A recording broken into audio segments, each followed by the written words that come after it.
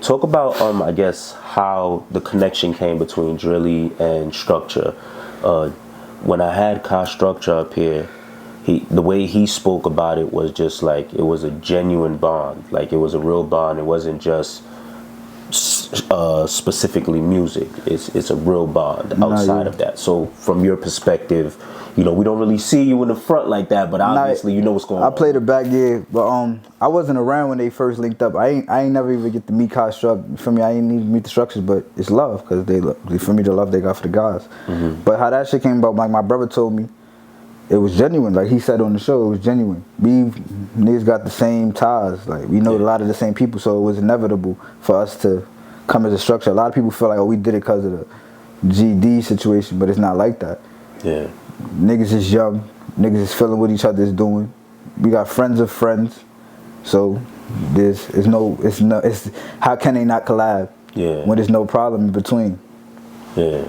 Gotcha. Do y'all ever feel like, and it sucks because this is the state that we're in now, where it's like who you do music with can dictate the amount of beef you have. Like you can inherit. You take a picture with somebody. Facts. Now you share the same ops. Is that ever going through your minds? Like, yo, you know what? I don't even want to play these niggas close or these people close. How do y'all navigate through that? I ain't gonna lie. It just depends on the type of relationship you got with a person. Because if you call a nigga your brother, you gotta treat him like your brother. So I don't care if I call a nigga my brother and you not my brother. What I gotta care for how you feel. Why? Like if you could explain to me why I gotta care.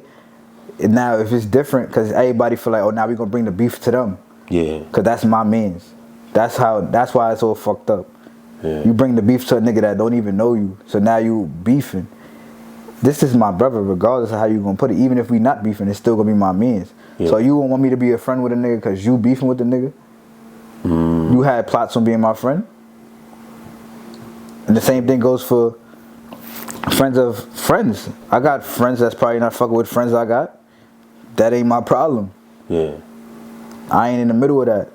And like you said, it's the generation we grew up in where everybody's in the middle of something. Yeah. So it is, I ain't gonna lie, how everybody say it is what it is. It truly is though. It truly is though.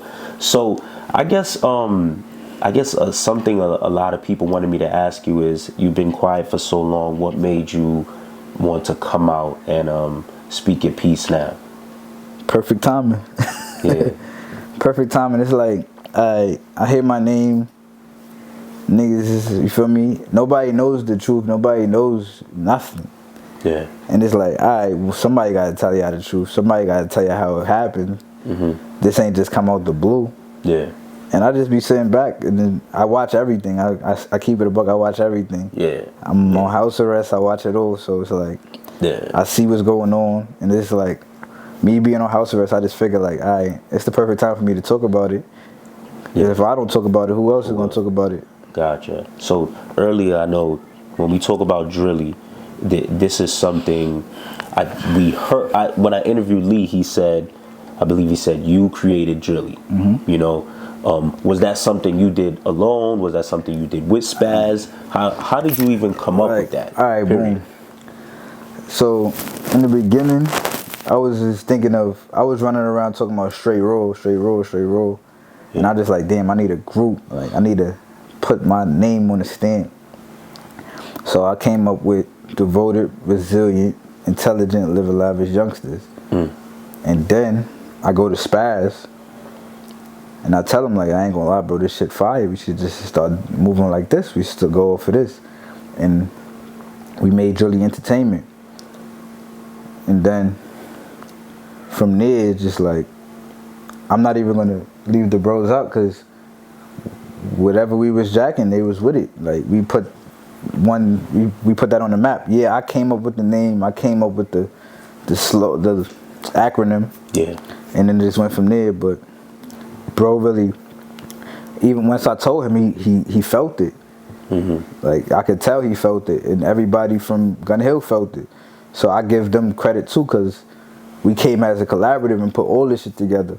Yeah. And it's bigger than just 9-4 Gun Hill. We made it where everybody just want to be it. Yeah. So I just feel like at the end of the day, yeah, I'm one, but it's many. Gotcha. Like it's no big I's and little U's. Yeah. When it comes to this shit. Gotcha. You know, people gonna want to know this answer when there's back and forths between Say and Spazz. You know, the world looks at it like, well, Spazz is an original, you know, and they look at it like Say came up under that, you know. Yeah. But there's back and forth amongst the two. What are your thoughts when you see things like that? I actually talked to Say about that because I seen it. And at the end of the day, both of them is my brothers. Say that's the guys right there. That's my little bro. And Spazz is my brother. So at the end of the day, you don't never want to see your brothers clash, but it happens. He may not know what Spazz got going on or how he put in for this, but you can't tell another man, you feel me? And I told him that.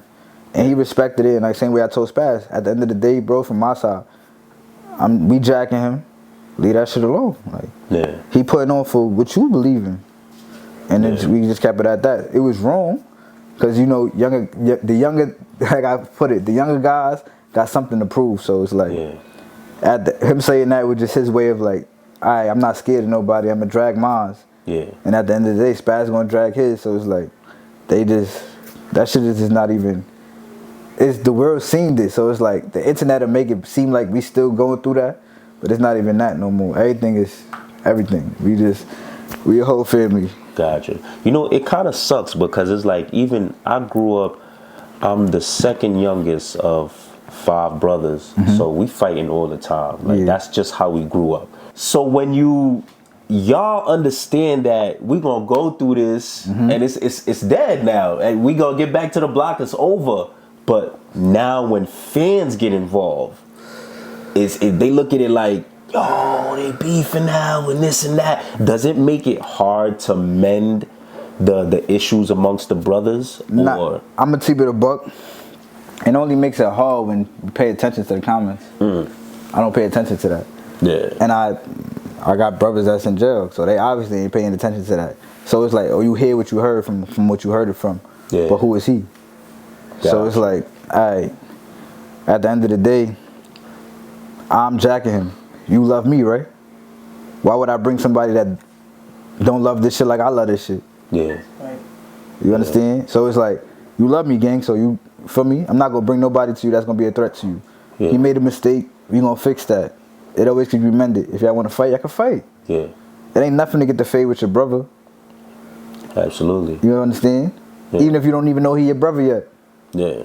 Because a lot of niggas don't understand. Spazz grew that shit for Say to be who the fuck he is. Same way I grew that shit for Lee to be who the fuck he is. For whoever to be who the fuck they are. And I will never. You know what the problem is? I'm going to keep it a buck. Older niggas got a problem embracing the youth. Yeah. Do you feel like it's both ways? Like, so I feel like the younger generation says that, and then the older generation says the younger generation got a problem respecting the older generation. For me, I think it's a little bit of both. It is. But I see your point too. I definitely see your point. Like, it's like... It's both. Let me not even be biased to say like the younger generation, because I'm halfway in, halfway out. But it's just both. Because the younger generation got to understand, like, nigga, we been through this. We just trying to explain better. Yeah. And then sometimes the old generation got to understand, like, nigga, they growing up. They going to make mistakes and they going to do what they got to do. But you can't just kick them to the curb like, fuck y'all little niggas. It don't work like that. Nah, it just don't work like that. I agree. So if you don't embrace the youth, how you think the youth going to feel? Yeah. And if the youth don't embrace the older heads, how you think the older heads going to feel? Yeah. So I think everybody should come as a collaborative and start embracing your youth. Yeah. So just stop all that extra shit. And I feel like the best way people can understand it, without the older generation, there's no guidance. Without the youth, there's no future. So y'all both need one another. You could have said it better. Wow. I could have said anything that you didn't say. Yeah, that's how I look at it. So I know you are on house arrest right now. You know what I'm saying? We don't have to get too involved in everything that you're going through right now, but what is this time like for Skino? I'm gonna be honest, it's lovely to me. I just be chilling. I didn't expect that answer. I'm thinking. Nah, everybody want to hit you with the, oh, they sad, they going through it. I'm gonna be honest, bro. I see it. God put me on this for a reason. It was you can't succeed without pain. Yeah. You feel me? So it's like, I'm home. I got to see my daughter born. I got to do. You feel me? Even though I can't do a lot, I get to do shit. You feel me? I get to open up my horizon. And me not being outside, I see things differently. I see how everything works. I see how people move. I see people true colors that I've never seen in the crayon box. So it's like I just learn, and it's a learning experience. Yeah. You feel me? This shit not about nothing. Yeah. Nigga may have to do some time. Nigga may not. But it's like I can't skip the road that God gave me. Gotcha. So either you gonna embrace it or you gonna fail. Gotcha. So I embrace it because I ain't one for failing. My mother ain't make a nigga that's gonna fail. There you go. There you go. Where do you feel like that resilience comes from? Where it's just like, yo, you know what? Yo, through whatever, I'm gonna persevere. Through whatever, I'm gonna be optimistic. Because like you said, this is a time where it's easy to be just down on yourself. Honestly, Mama Love, she told me like, Mama Love and my pops. Like my pops told me everything come with a consequence. No matter what you do. If it's good or bad, it's gonna come with a consequence. And Mama Love told me just to be strong regardless. You gotta hold your own. So me growing up, I always heard those things. That's why my brother is the way he is. Me and my brothers do it all the same way. Like we know, no matter the situation, it ain't gonna rain forever. We done had friends that died. It didn't rain forever. We see brightness in any situation. So it's like, no matter if I was sitting in jail, if we had this conversation, I'm still gonna tell you I'm good. Yeah. I'm living. I'm alive. I'm still me. Gotcha. If I wasn't me, then that'd be a problem. But I'm me. I was raised by strong-minded people. My mother, my father, and a lot of people can't say they got their father in their life. A lot of people can't say they got their mother in their life. And that them just coming together, knowing that we have to raise our sons a certain way, and we just grew up that way. See me, I got 4 kids, so I got 2 daughters. Wow. I got 2 daughters. I got 2 sons. Me just being around them bring me something. Even on house arrest, that's why I say I'm just happy. Because me being on house arrest, I ain't had this time to spend with them. Because I was outside. I was doing what I'm doing. So I'll pay for everything instead of being there, thinking that's okay. And now that I am there, I feel the love that's genuine. You can't get that love from nobody else. Absolutely. The love you get from your kids, you can't get that from somebody else. Not even saying that my brothers don't love me, but that genuine love from your children is just beautiful. Or seeing them smile from shit that you ain't get to do growing up. It's just a wonderful thing. So when I see my kids having fun together, when I see my kids being one together, like I talked to my daughter the other day, she told me like, well, I'm gonna protect my sister at whatever cause. It's like, damn. That's how I want them to grow up. Like I need that structure. Like so you go, girl. There you go. Exactly. Like, Word up. You thinking. So it's like I see that structure. So I just be happy for all the shit that they do. That's what's up. I can't say for me. I can't say. Could you talk about how much time you could be looking at, or if you would even be getting any time if everything works in your favor? Honestly, it depends. It depends on how I do right now. Okay. You feel me? I ain't never graduated high school, so I gotta get a GED. I gotta go get a job, something I never had. So if I do that, I probably get 24 months. If I don't, I'm looking at 5 years. But no matter the time, I'm still gonna be me. Gotcha. So I know you say you took a step back, but could you see yourself getting back into the swing of things with music, or you have solidified your position of staying in the behind the scenes? Nah, I ain't solidified my position staying behind the scenes. I always love music. That's me. I ain't gonna lie, I don't feel a nigga better than me, honestly. Nobody. I don't care who you are. So me getting back to music what I'm going through right now is just giving me the time to write, build, for me just work on my craft. Cause I was always good. If you look at my old albums, I always had something to talk about. I always was, you feel me? I always knew what to say. I know I got the words to say, but it's not that. I just need time for myself. Cause at the end of the day, I never was thinking about myself. So me pushing everybody else, I stopped pushing myself. So this time is just for me. So I'm gonna come back to music. I never gave up on it. I just had to take a break. Cause it's like niggas don't understand. A lot of people don't understand what it feels like to not be heard. When you doing everything you possibly could, I'm paying for 16-hour sessions. I'm shooting $1,800 videos. I'm doing all this extra shit, and I'm not getting heard the way I want. I don't feel like, I feel like you got to give me what I deserve. So me taking a step back and people wanting to hear from me, now you understand what you was missing. Gotcha. So that's just how I see it. But if there's one thing, before we go, if there's one thing you would want to leave the fans with or supporters with, I guess final words, what would that be? Advice, final words, or anything? My advice to y'all? Yeah. Advice to the youth, stay in school. That's one. Yeah. And just be yourself. There's a lot of people portraying something that they not. So be yourself. And just, if you working, if you see how we came up or learned our story, or if you heard it before, continue working. Just stay true to yourself and stay true to your dream. Because if you give up, you ain't never going to see the fruits of your labor. Exactly. You ain't going to see the fruits of your labor at all. And another thing, free the guys. Yeah. Free my brother, free 600, free Billy, free Moolah. I got too many names, free Spazz. I got 100 names, free Suave, Millie. I could free them all, but, and all free all my brothers. And tap in. It's a lot of rappers you got to listen to, like Yami. Yeah, I just interviewed Yami on Tuesday, actually. Yeah, you feel me?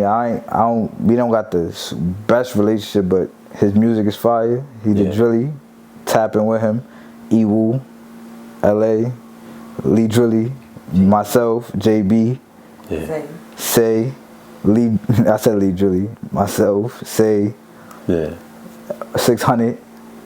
Tapping with all the guys. If you feel me, just tapping with all the guys. Yo, Skino. Yeah. Listen, man, I truly appreciate your time. It's crazy because when we spoke, I was like, oh, I had been wanting to reach out. I think I don't know if you had told me like, yo, if you look my name up, I'm like, nah, I already know who you are. So we had to lock in and make this happen. Nah, you know, bro, that's how niggas look my name because I be feeling like niggas don't actually know because I be sitting in the back, so it'd be like, damn, I see Lee, I see Ewu, I see this nigga, I see this nigga, I see this nigga, and who the fuck? I hear his name, but I can't find him. Yeah. So I tell niggas look me up. Yeah, you know what it is? Sometimes we think when somebody takes a step back, they don't want to be bothered. So we kind of don't bother them. But you know, you kind of showed me, I'm going to start bothering everybody now. I'm reaching out to everybody. That's the thing. That's why I put it like that. You ain't bothering me, I'm going to bother you. You want to talk? Let's talk. Let's do it. You feel me? But like I said, bro, I appreciate being here. Likewise. And I appreciate giving my side of the story and giving the bro side of the story because they can't talk. Absolutely. And I feel me, like I said, I give all credit due to everybody working. Anybody working with Drilly, bro, I give you credit. You doing your thing, keep doing your thing. Simple as that. Let's get it. Skino DG, until next time, man. You know it. Let's get it.